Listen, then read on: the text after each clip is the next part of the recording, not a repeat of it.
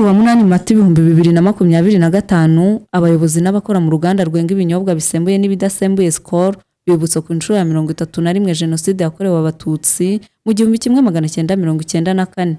Akaba ari igikorwa bakoreye ku rwibutso rwa Nyanza ruherereye mu karere ka Kicukiro. Ni umuhango wabanjirijwe no gushyira indabo ahashyinguye imibiri y'Abatutsi bishwe muri Jenoside ndetse banasobanurirwa amwe mu mateka y'ibyabereye ahari uru rwibutso mu gihe cya Jenoside yakorewe Abatutsi 1994. Gasigwa Gilbert ushinzwe gusobanura amateka yo kuri uru rwibutso rwa Nyanza ya Kicukiro yabasobanuriye muri make amwe mu mateka y'Abatutsi bashyinguye muri uru rwibutso, aho yababwiye ko uru rwibutso rushyinguyemo Abatutsi basaga 1,500, muri bo hakaba harimo abarenga 3,000 bahiciwe, naho abandi akaba ari imibiri yazanwe kugira ngo ishyingurwe mu cyubahiro. Uwashinze SKOL Thibault yavuze ko bibuka bakanazirikana ibihe bikomeye n'agahinda barokotse Jenoside banyuzemo mu gihe cya Jenoside yakorewe Abatutsi 1994, ariko kandi ko bikwiye kubera buri wese isomo ryo kurwanya icyaterana none Jenoside.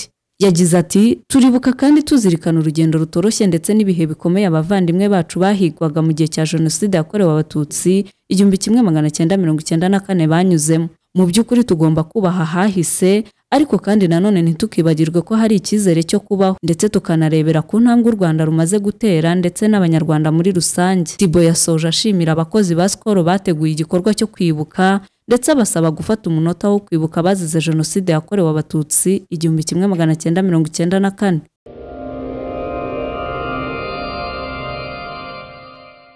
In the period of genocide, in the country, 95% the country was covered by sorghum. So the Tutsi who were trying to escape, they were trying to penetrate inside the sorghum. So there is a tangible number of survivors who were survived because they were hiding in sorghum. It means some environment will showed humanity rather than human being who cannot hide even someone who was a neighbor. This message was coming from survivors who were providing testimonies because they were survived in sorghum. That's why we chose to plant sorghum there. Even flam here, this is the flam to symbolize the hope to live. The light, this is like a light. The light is different from the darkness. Darkness is death, but light is life. This flame symbolizes life after genocide. That's why we receive this flame on the memorial site to say never again. So, hano hari amasaka mu gihe cya Jenoside hari heza amasaka mu gihugu hose ku rwego rwa 95%. Rero Abatutsi bashobora gucika aho bari kubicira ku makomine, mu masitade, ku nsengero, birukankaga bajya kwisha mu masaka. Rero tugendeye ku buhamya twabonye bw'abarokotse batubwiye yuko abenshi bishe mu masaka. Ari nabyo binerekana nanone uburyo ibidukikije ibi byose mubona ibimera byerekanye ubumuntu kurusha n'umuntu wari uhari adashobora no guhisha umuntu cyangwa umuturanyi we. Runo ni urumuri rw'icyizere. Urumuri rw'icyizere ni ukuvuga ngo ni igihe cyo kubaho, ni ubuzima. Urumuri rutandukanye n'umwijima. Umwijima ni urupfu, ariko urumuri ni ubuzima. Kurushyira aha rero uvuga ngo ntibizongera, tugomba kubaho. Nicyo gisobanuro. Tugiye kwerekeza amaso hepfo none. Kino kiri hano hepfo. Mu Rwanda kubera ko ari igihugu cy'imisozi igihumbi, harimo imisozi ariko hakabamo n'ibishanga. Kino gishanga rero mubona hano mu rufunzo haza kugira n'abarokoka, hari abagiye barokoka kubera ko bagiye bihisha mu rufunzo. Hano tuhafata nka kesi y'ahantu bita Intarama mu Bugesera, bita kuri Senedo waba hazi yakumva ko ari urugero rwiza. Hakaba harimo n'amazi kubera ko mu gihe cya Jenoside hari Abatutsi batashoboye gushyingurwa, bajugunywe mu mazi ari bazima, bapfuye cyangwa bakomeretse. Bikaba byaraturutse no ku munyepolitike witwaga Leon Mugesera aremesha inama ku kabaya ahantu yarari yabwiye mu gihe cyo gutegura Jenoside yarabwiye ngo igihe muzamwica Abatutsi ngo muzabanyuze muri Nyabarongo babohereze muri Ethiopia banyuze ya bugufi. Kwabaga ari kugira ngo nyine urumva berekanaga yuko atari Abanyarwanda, urumva ngo hakaza hariya mubona ameze nk'imisozi.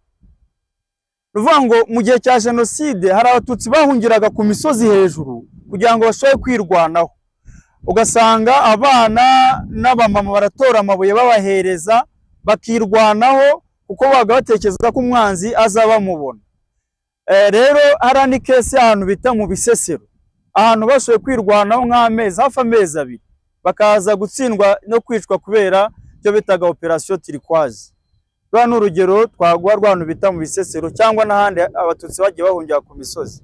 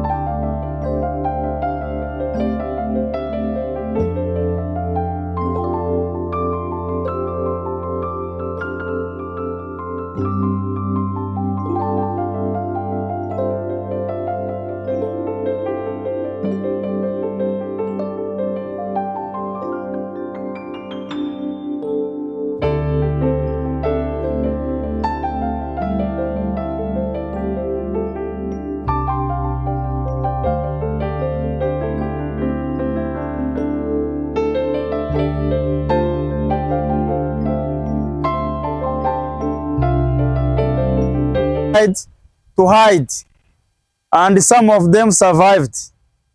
We are connecting the nature of the life.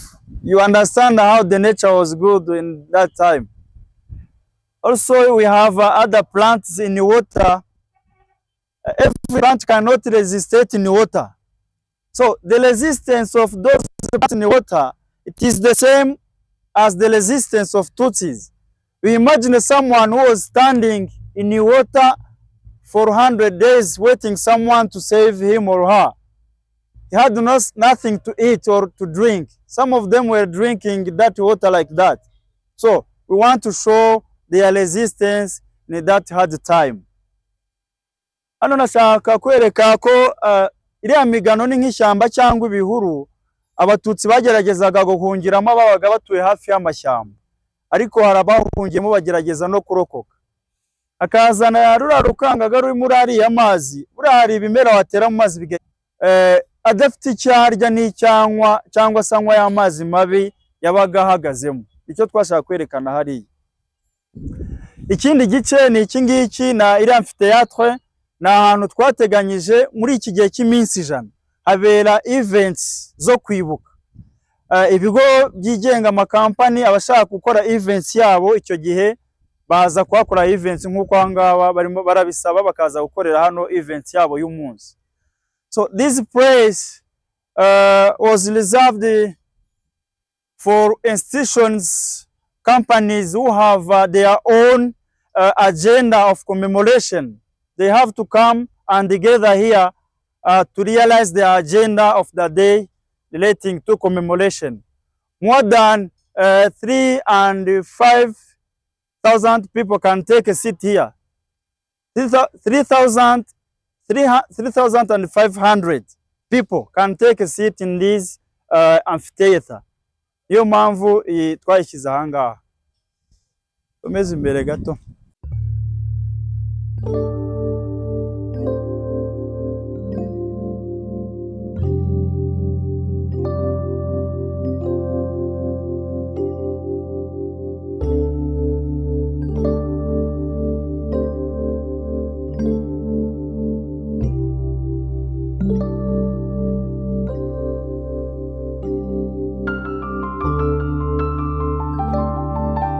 You see there are 2 persons, a woman on this side, another man on the other side. So those 2 are standing for the nobility survivors. children, men, and women who survived. To mean that when you see their back, they are moving out from the burning mountain.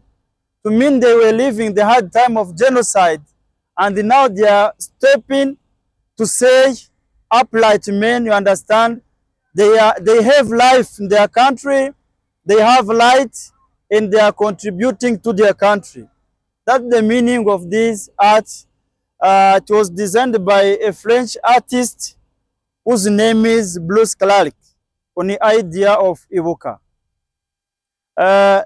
Murabona iri shusho riri hano hariho abantu babiri, hari umudamu hano n'umugabo ku ruhande bavuga ngo mpagaze nemye. Bano rero bahagarariye abana, abagabo n'abagore barokotse Jenoside.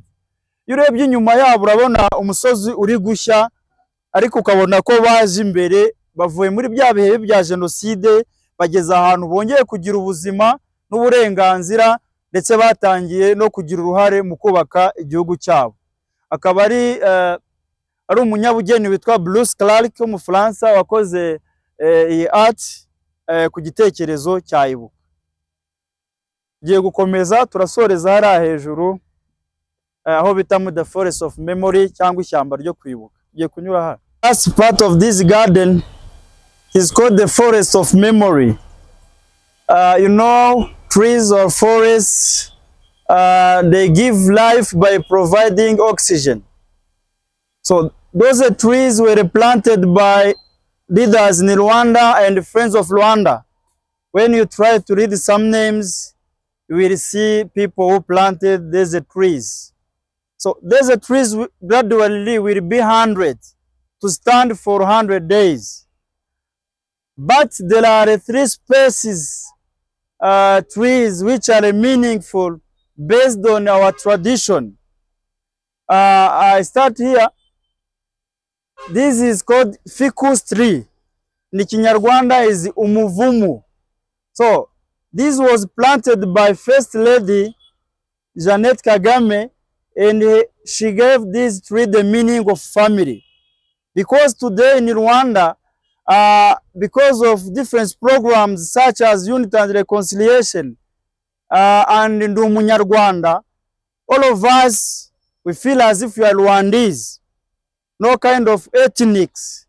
There is a program which called Rwandese. That's why he gave this tree the meaning of family. Because today we are Rwandese, no kind of delaying on the ethnics. And he left a message for, she was addressing youth. You know, the majority of youth in the genocide, involved in the genocide. But on the other side, the youth was are the majority in the country. They are the strength of the country. So when you have values of real Rwandese, we will have a good country in the coming centuries. And another tree is when you see behind, acacia. So acacia, our ancestors used to sit down under the tree like that to resolve their problem, the family. It is resilience, because they were looking solution among themselves. So we built that system after genocide to provide justice to survivors, and we established Gacaca Court.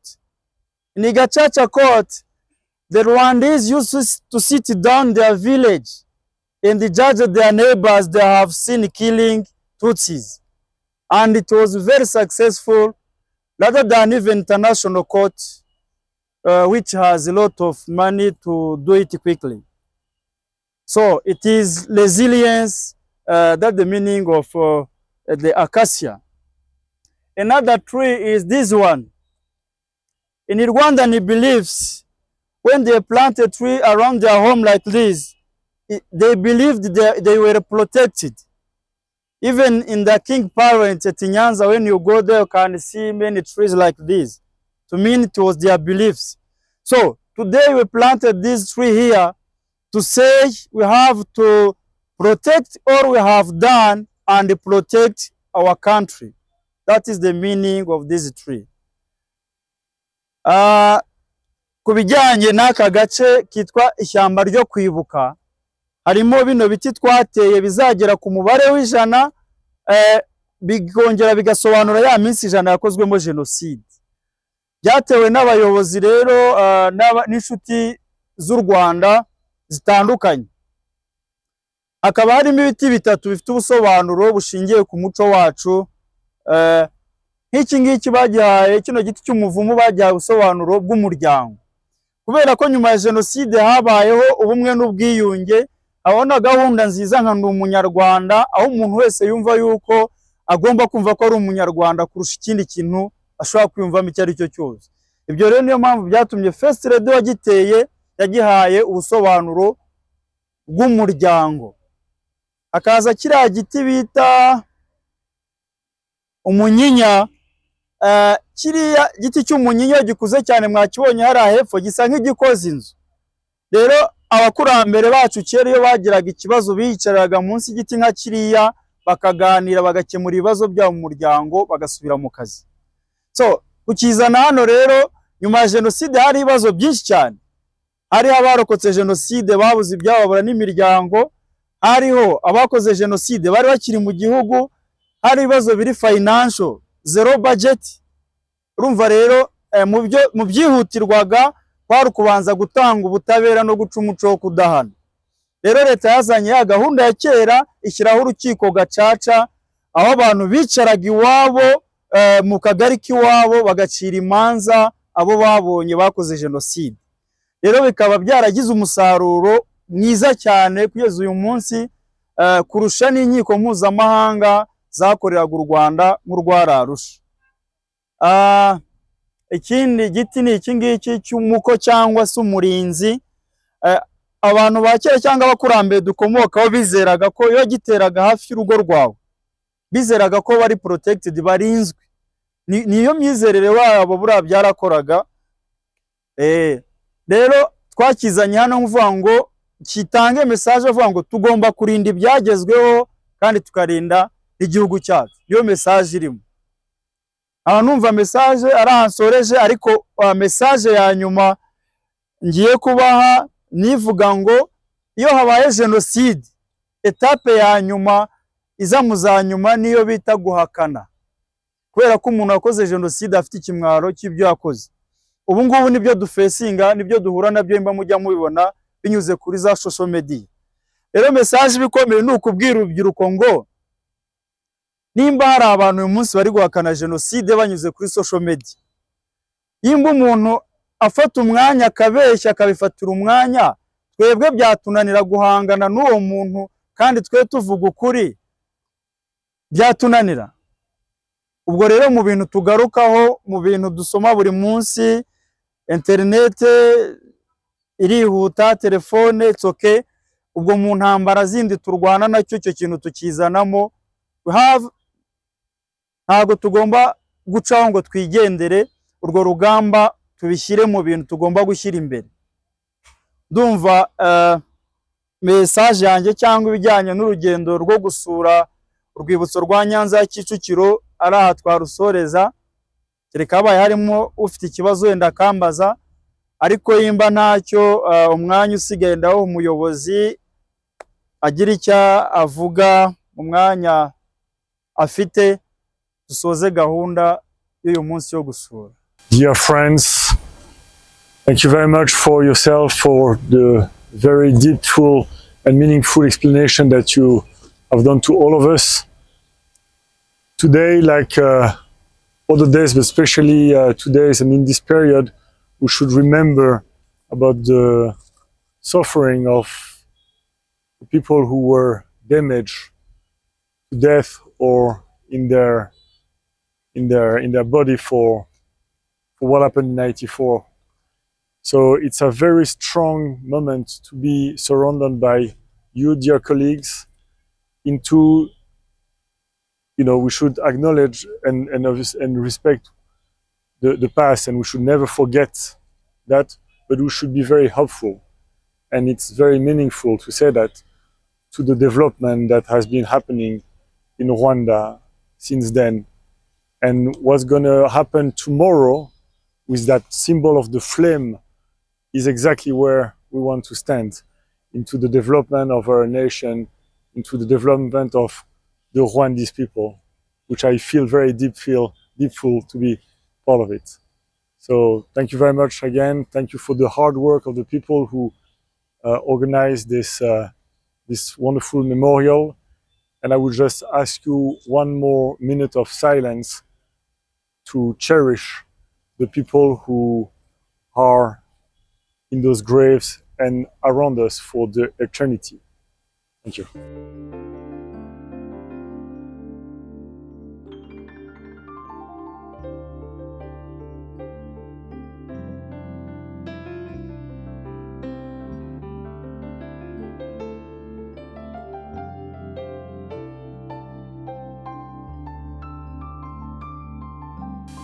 Thank you very much.